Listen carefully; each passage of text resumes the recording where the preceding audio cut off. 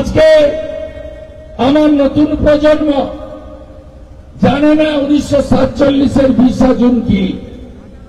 আমি বিধানসভার প্রসিডিংসটা নিয়ে ঘুরছি সকাল থেকে।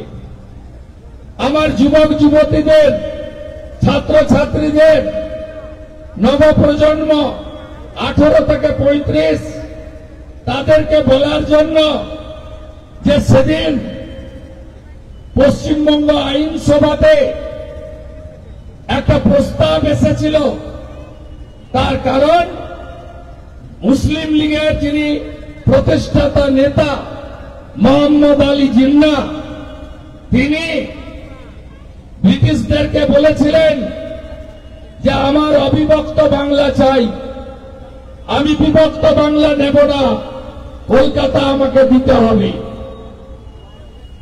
সেদিন কার্যত আমরা চলে যাচ্ছিলাম তৎকালীন পূর্ব পাকিস্তান, আজকের বাংলাদেশ। সেদিন রুখে দাঁড়ালেন ডক্টর শ্যামাপ্রসাদ মুখার্জি। ব্রিটিশরা বলল আপনারা আইনসভার মতামত নিন।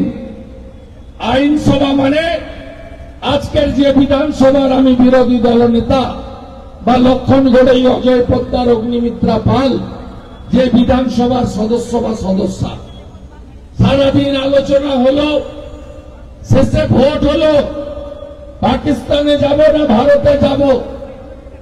ভারতে যাওয়ার পক্ষে ভোট দিল 58 জন। 10টা নাম পড়বো না 20টা নাম পড়বো না 58টা নাম পড়বো? আপনারা 10টা নাম পড়ছি আমি। আপনারা समझदार का इशारा काफी है যে সেদিন যারা মোহাম্মদ আলী জিন্নাহকে সমর্থন করেছিলেন, বিরোধিতা তো করেছেন 58 জন। 58 জনই তারা হিন্দু সনাতনী। শ্যামাপ্রসাদ মুখার্জি, গোবিন্দলাল ব্যানার্জি, প্রমথনাথ ব্যানার্জি, শিবনাথ ব্যানার্জি, সুশীল কুমার ব্যানার্জি, সুরেশ চন্দ্র ব্যানার্জি, মোহনী মোহন বর্মন, হেমন্ত কুমার বসু, জ্যোতি বসু, চারুচন্দ্র ভণ্ডারী, সতীশচন্দ্র বসু, রতনলাল ব্রাহ্মণ, মিহিরলাল চট্টোপাধ্যায়, আর শেষ নামটা হল বিমল চন্দ্র সিংহ। 58 জন, অল আর সনাতনী। দেখুন, আর এদের বিরুদ্ধে পাকিস্তানে যাওয়ার জন্য কারা ভোট দিল? আমি আজকের বাংলাদেশে থাকা সাতক্ষীরা, খুলনা ওই নামগুলো পড়ছি না। যারা ভারতে থেকে গেলেন, জিন্নাহর বীজটা এখনো রেখেছেন, 10টা নাম পড়ছি। মোট 21টা ভোট পড়েছিল।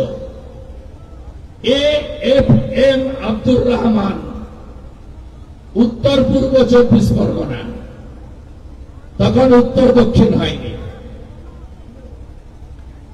আবুল হাসেম, বর্ধমান, আপনাদের জেলা, ভাগ হয়নি। হুসেন আরা বেগম, কলকাতা। ইলিয়াস আলী মোল্লা, 24 পরগনা। জসিমউদ্দিন আহমেদ, 24 পরগনা দক্ষিণ। মোহাম্মদ ইদ্রিস, হাওড়া। মোহাম্মদ কামরুদ্দিন, ব্যারাকপুর। মুশারফ হোসেন, জলপাইগুড়ি, দার্জিলিং। কে নুরুদ্দিন, কলকাতা দক্ষিণ। সিরাজউদ্দিন আহমেদ, মেদিনীপুর। মুদাসির হোসেন, বীরভূম। আব্দুল ওয়াহিদ সরকার, হুগলি। দেখলেন, समझदार का तो इशारा ही काफी। সেদিন যদি আপনি পাকিস্তানে যেতেন, আপনার কি হতো? আফগানিস্তান কার ছিল? আফগানিস্তানে হিন্দুকুশ পর্বত আছে, গান্ধারীর নাম পড়েছে। কাবুল, সব বড় সিটি আফগানিস্তানে হিন্দু, শিখ, জৈন তারাই ছিলেন সেখানকার মালিক। আজকে আফগানিস্তান তালিবানের হাতে। কখনো মুঘল, কখনো পাঠান, কখনো ব্রিটিশ হানাদাররা আমাদের ভারত মাতার এই ছবি টুকরো টুকরো করেছে বারে বারে। আজকে শিখ আছে আফগানিস্তানে, হিন্দু আছে, জৈন আছে, নির্মূল পবিত্র গুরু গ্রন্থ সাহিব মোদীজি এয়ারফোর্স পাঠিয়ে নিয়ে এসেছেন ভারতে। হরদীপ সিং পুরীজি পবিত্রতার সঙ্গে মাথায় করে দিল্লির গুরুদ্বারায় পবিত্র গুরু গ্রন্থ সাহিবকে প্রতিষ্ঠিত করেছে কাবুল থেকে এনে। পাকিস্তানে আমরা কত ছিলাম সংখ্যায়? ইসলামাবাদ, লাহোর, করাচি সব বড় সিটি, পার্সি, শিখ আর হিন্দুরা ছিল সব। আছেন 1% নিচে নামিয়ে দিয়েছে। বাংলাদেশে 1947 যখন দেশ ভাগ হয় হিন্দু ছিল 33%। 71 যখন বাংলাদেশ সৃষ্টি হয় হিন্দু ছিল 23%। আজকে বাংলাদেশে হিন্দু 7%। ভাবছেন না? মহেশতলা তো আমার বাড়ি থেকে 350 কিলোমিটার দূরে। ধুলিয়ান, শামসেরগঞ্জ, আসানসোল থেকে 400 কিলোমিটার দূরে। মোথাবাড়ি আরো 450 কিলোমিটার দূরে। আমার কি? আমি তো ভালো আছি। ভাবছেন না?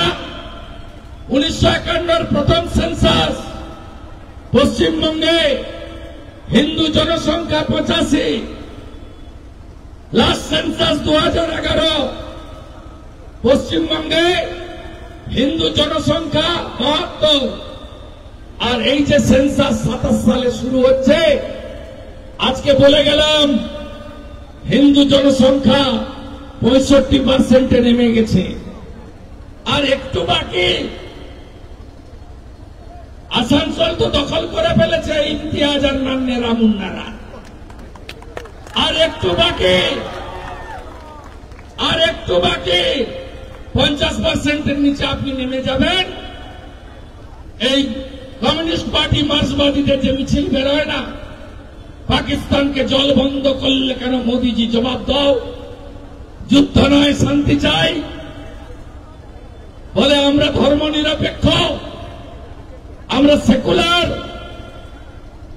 এই সেকুলার শব্দ থাকবে না, সারিয়া কানুন চলবে।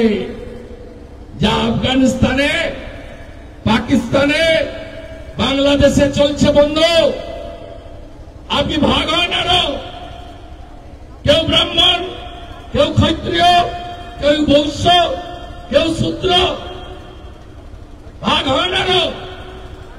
কেউ রামকৃষ্ণ মিশন, কেউ ইস্কন, কেউ গড়িয়া মঠ, কেউ ভারত সেবাশ্রম, কেউ আর্য সমাজ। ভাগ হন আপনি আরো। আপনি যত ভাগ হবেন তত মোথাবাড়ি, ধুলিয়ান, শামসেরগঞ্জ, মহেশতলা হবে